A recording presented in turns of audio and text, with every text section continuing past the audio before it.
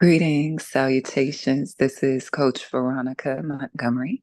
And today I'm here to talk about the wild woman archetype, which is one of my favorite feminine archetypes as presented in a lot of feminine literature, divine feminine literature. It's the archetype that brought me into this whole framework. So if you are wanting to reach out to me, maybe set up a session, one-on-one coaching, fitness, or emotional wellness. You can find me at veronicamarie.com. You can pick up my recent ebook. It's entitled Self-Intimacy, A Beginner's Guide to Self-Discovery. You can get that on my website as well, veronicamarie.com. And if this information suits you or pleases you or serves you in some way, please do consider subscribing and liking this video, and also follow me on Instagram.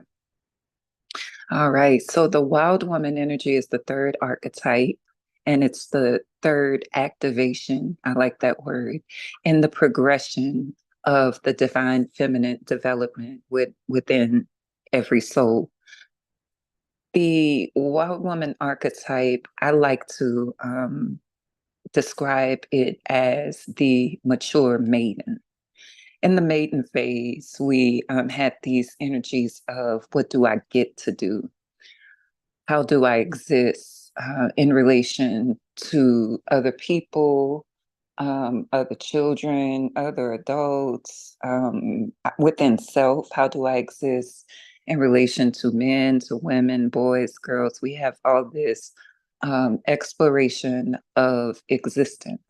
Also, during that phase, we look outside of ourselves for uh, the authority or ideas or permission or, training and cultural norms and such. Then we move into the mother phase where the questions revolve around what do I have to do? From what do I get to do to what do I have to do?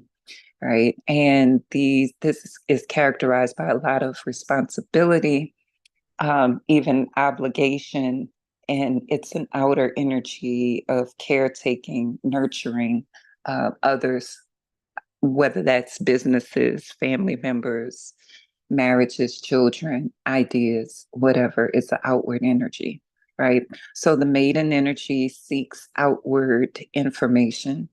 The mother energy gives outward information.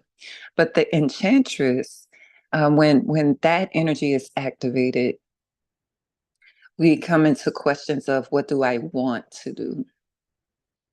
What pleases me? What are my desires? What am I here for? What am I not here for? What serves my highest good? What does not?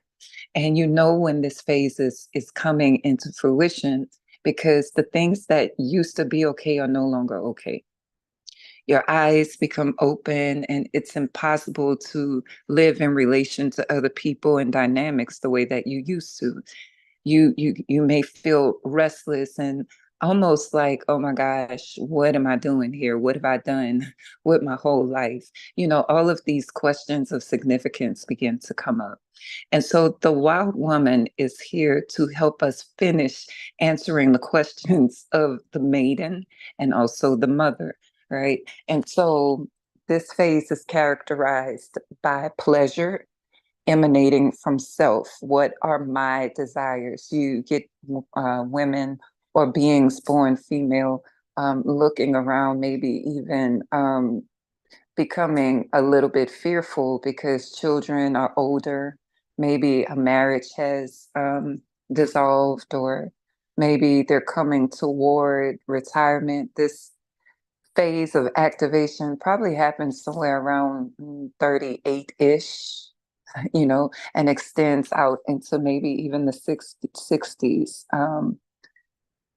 It's where you begin to question the usefulness of things in life. So a lot of women or people born female may end relationships or begin new ones or begin traveling or just something they've never done before simply because they want to.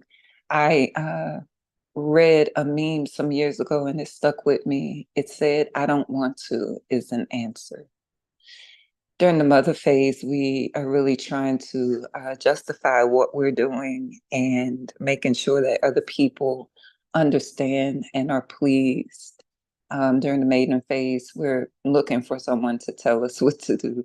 But in the wild woman energy, we're doing it because we want to. Now, does that mean we become callous and unserving of the collective? Absolutely not.